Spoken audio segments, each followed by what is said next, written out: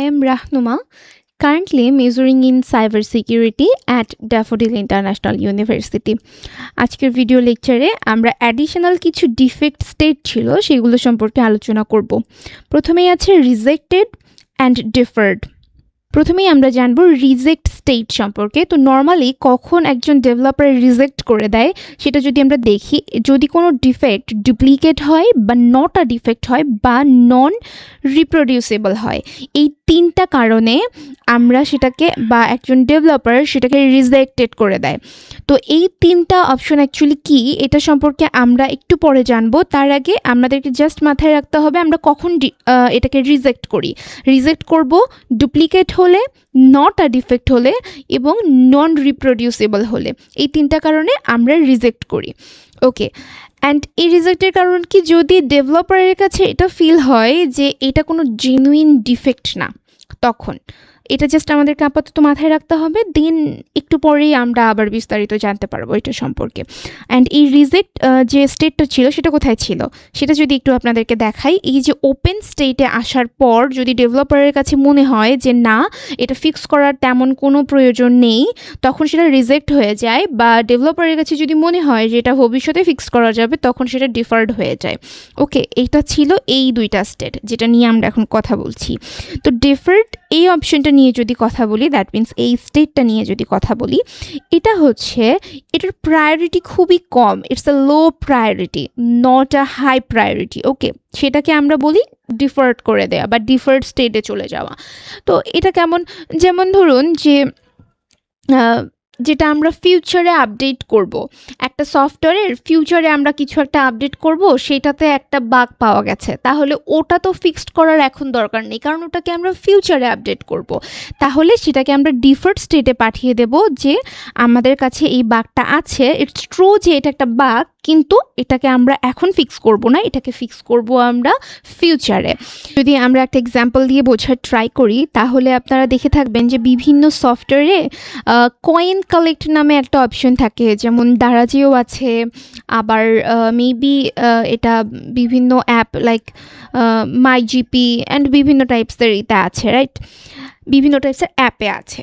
তো এই সফটওয়্যারগুলোতে এই অপশনটা অনেক ক্ষেত্রেই মানে পরে আসে। যখন শুরুতে একটা সফটওয়্যার বিল্ড করা হয়, তখন কিন্তু আস্তে আস্তে ওই ফাংশনালিটিগুলো আমরা নিয়ে আসি, শুরুতেই থাকে না। তো ওই টাইপ যে ফাংশনালিটিগুলো আছে সেগুলোকে ডিফাল্টে রাখা হয় যদি ওগুলোতে কোনো বাগ থাকে।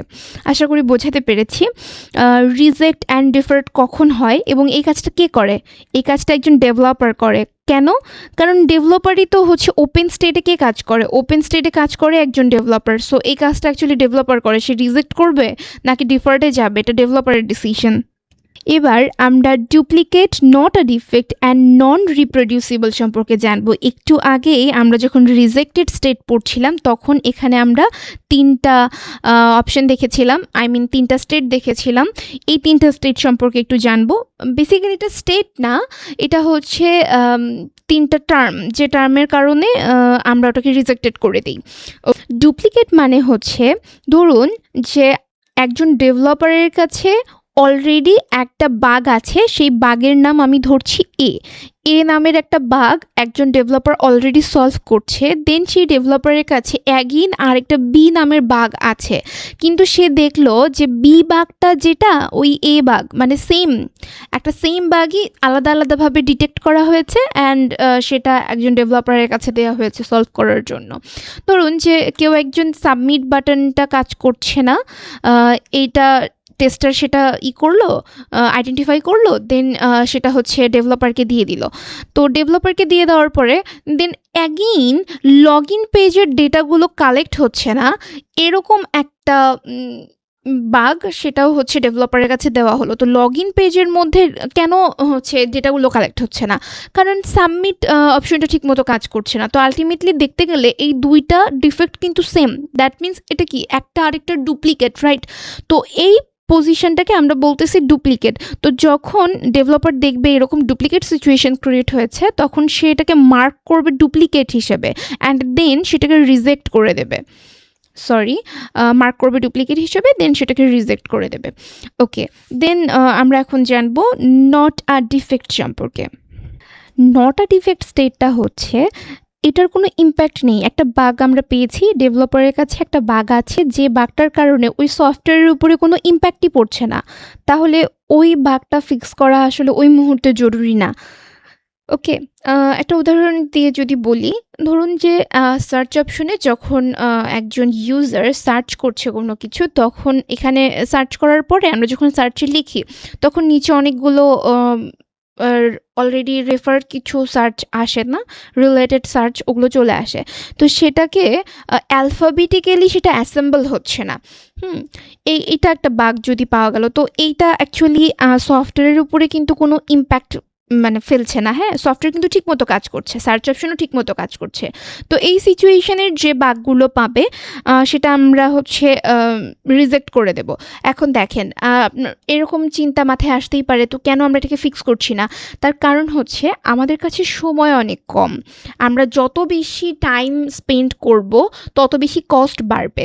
তো অল্প কস্টে রাখার জন্য, অল্প সময়ের মধ্যে একটা সফটওয়্যারকে বেটার পজিশনে নিয়ে যাওয়ার জন্য যে অপশনগুলোকে ফিক্স করা ম্যান্ডেটরি, সেগুলোতে আগে ফোকাস করতে হবে, দেন বাকি অপশনগুলোতে। ওকে, তো এই কারণে এই যে বাগটা আছে এটাকে আমরা রিজেক্টেড করে দেব। ওকে, দেন নন রিপ্রোডিউসিবল সম্পর্কে আমরা জানব। নন রিপ্রোডিউসিবল হচ্ছে যদি ডেভেলপারের কাছে মনে হয় তার কাছে প্ল্যাটফর্ম মিসম্যাচ হয়েছে বা ডেটা মিসম্যাচ হয়েছে, মানে তাকে যেগুলো ফিক্স করতে দেয়া হয়েছে এটা ফিক্স করার জন্য তার কাছে প্রপার রিসোর্স নেই, অ্যান্ড তার কাছে হয়তো ডেটা নেই, যে কারণে সে সেটাকে এখন ফিক্স করতে পারছে না। তো এই সিচুয়েশনে এটা রিজেক্টেড হয়ে যায়। তাহলে আমাদেরকে এই তিনটা কিওয়ার্ড খুব ভালোভাবে মনে রাখতে হবে: duplicate, non defect, not a defect, and non reproducible. এই তিনটা ওয়ার্ডের মিনিং কি, কখন এই তিনটা ওয়ার্ড অ্যাকচুয়ালি অ্যাপ্লিকেবল, আর এই তিনটা ওয়ার্ড যখন অ্যাপ্লিকেবল হবে তখন সেটা রিজেক্টেড হবে। That's it.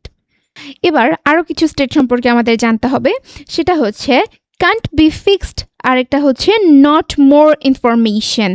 Can't be fixed হচ্ছে ডেভেলপার সেটাকে ফিক্স করতে পারছে না, কারণ হয়তো তার কাছে টেকনিক্যাল সাপোর্ট নেই যতটুকু টেকনিক্যাল সাপোর্ট থাকা দরকার ছিল, অথবা এটার কারণে অনেক বেশি কস্টিং হয়ে যাচ্ছে। যখন একটা সফটওয়্যার টেস্ট করা হচ্ছে বা সফটওয়্যার বিল্ড করা হচ্ছে, তখন এটার একটা বাজেট থাকে যে এত বাজেটের মধ্যে আমাদের এটা কমপ্লিট করতে হবে। তো এমন যদি হয়ে যায় যে ওই কস্টের থেকে অনেক বেশি কস্ট হয়ে যাচ্ছে, তো সেই সিচুয়েশনে গিয়ে ডেভেলপার ওটাকে ফিক্স করতে পারে না। বা এমনও হতে পারে যে ল্যাক অফ রিকোয়ার্ড স্কিল, হয়তো বা সেই স্কিলটা নেই, মানে একটা বাগ এতটাই বেশি টাফ হয়ে গিয়েছে যে ওই স্কিলটা এই মুহূর্তে আমাদের কাছে নেই বা ডেভেলপারের কাছে নেই, যে কারণে ডেভেলপার সেটা ফিক্স করতে পারছে না। তো কান্ট বি ফিক্সড এই সিচুয়েশনও এটা রিজেক্টেড হতে পারে বা ডিফার্ডে চলে যেতে পারে।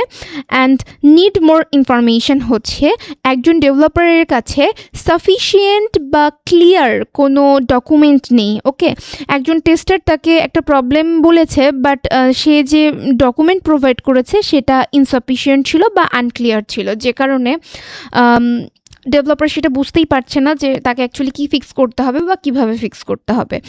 তো এই কারণেও এটা রিজেক্টেড হয়ে যেতে পারে বা ডেফার্ডে চলে যেতে পারে। That's all. এবার নেক্সট ভিডিও লেকচারে, দ্যাট মিন্স লেকচার 6.3-তে আমরা একটা উদাহরণ দেখব, একটা সিনারিও থাকবে, অ্যান্ড সেই সিনারিওর একটা কোয়েশ্চেন থাকবে, আমাদেরকে বাগ লাইফ সাইকেল ড্র করতে হবে অ্যান্ড ডিসক্রাইব করতে হবে।